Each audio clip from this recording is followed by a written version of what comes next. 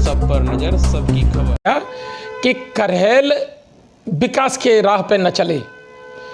हम जब तक चेयरमैन नहीं थे, करहेल में जो मेरी बहनें माताएं बाजार करने के लिए आती थी, तो उनके पेशाब करने के लिए कोई शौचालय नहीं बना था, तो उस पर बस के टायर की आड़ में बैठ के वो लोग पेशाब करती थी। शर्म आती। उन्होंने क्या किया है करहेल के लिए?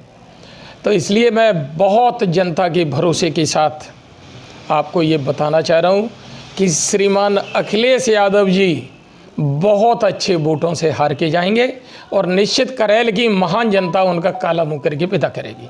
क्या लगता है कि अखिलेश यादव ने मुख्यमंत्री जी को लेकर एक बात कही थी कि पार्टी ने योगी जी को हारने से पहले ही गोरखपुर भेज दिया उनके घर?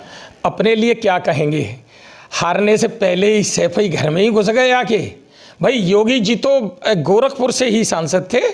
आपकी चर्चा आजमगढ़ से चली, आपकी चर्चा कन्नौज से शिवराबाबू से चली, आपकी चर्चा गुन्नौर से चली, फिर मैनपुरी सदर से चली, आखिर में आप भी करहेल किस लिए आए?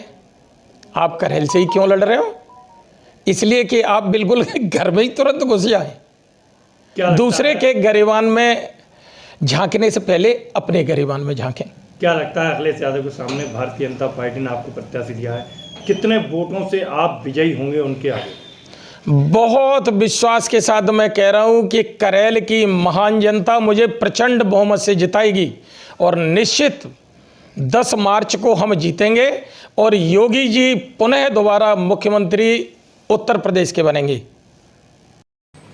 अध्यक्ष जी, आज आपने प्रेस बुलाई है, इस प्रेस को बुलाने का मुख्य उद्देश्य आपका क्या था? सबसे पहले तो मैं आपको धन्यवाद दूंगा। प्रेस बुलाने का उद्देश्य कोई विशेष उद्देश्य नहीं है।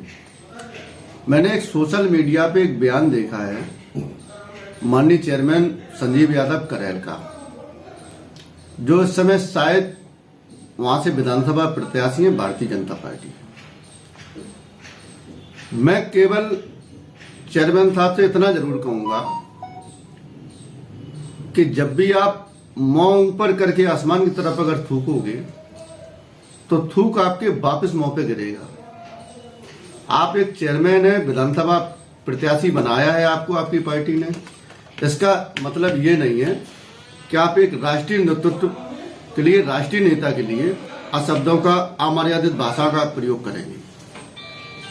मैं आपके माध्यम से बताना चाहता हूं कि माननीय राष्ट्रीय अध्यक्ष अखिलेश यादव किसी भी छोटे से कार्यकर्ता को यदि आदेश कर देंगे, चाहे वो मुझ जैसा छोटा कार्यकर्ता क्यों ना हो, जो उस विधानसभा का वासी भी नहीं है, अगर मुझ जैसे छोटे से कार्यकर्ता को भी आदेश कर देंगे माननीय राष्ट्रीय अध्यक्ष अखिलेश यादव जी, तो मैं भरतना से करहेल जाके उनको उनकी ही विधानसभा में हराने का कार्य भी कर सकता हूं। वो तो लाखों लाख करोड़ों करोड़ लोगों के नेता हैं और उनके लिए एक असंसदीय भाषा का प्रयोग, ये उनकी शिक्षा या यूं कहीं उनकी सभ्यता को दर्शाता है और ऐसे लोगों को करहेल की जनता उसी भाषा में जवाब देने का कार्य करेगी, ऐसा मुझे विश्वास है।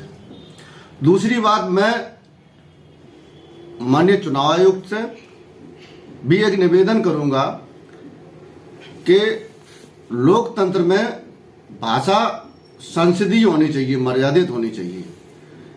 जिस व्यक्ति को संसदीय मर्यादा की भी ज्ञान ना हो, भाषा एक बिल्कुल फुड़ भाषा का प्रयोग करता हो, वो विधानसभा जैसे प्लेटफॉर्म पे जाके क्या करेंगे।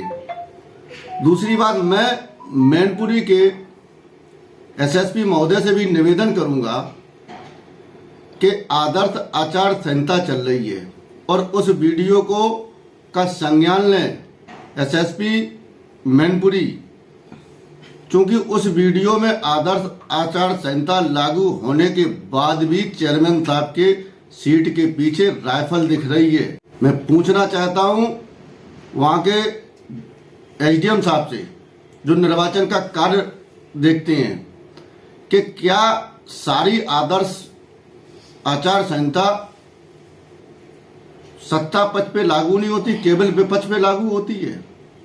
अगर हम समाजवादी लोग कहीं भी जाए तो कोविड प्रोटोकॉल के नाम पे, कभी आदर्श संहिता के नाम पे। मैं पूछना चाहता हूं वहां चुनाव आयुक्त या जो भी पुलिस प्रशासन है कि माननीय चेयरमैन साहब की राफेल आज तक जमा क्यों नहीं हुई, जबकि आदर्श आचार संहिता लग रही। और यदि उनकी कोई राफेल या कोई है तो फिर वो असला क्या लाइसेंस युक्त है या फिर बगैर लाइसेंस युक्त का, जो भी है वहां का प्रशासन कार्रवाई करे। और आगे भविष्य में अगर इस तरीके की अमर्यादित भाषा प्रयोग किसी भी व्यक्ति ने माननीय राष्ट्रीय अध्यक्ष के लिए की तो उसको उसी के घर में घुस के सबक सिखाने का काम हम समाजवादी लोग निश्चित करेंगे। उनका कहना है कि अखिलेश यादव जी अगर वहां से करैल से चुनाव लड़ेंगे तो हार कर जाएंगे, जनता उन्हें मुंह काला करके भेजेगी यहां से।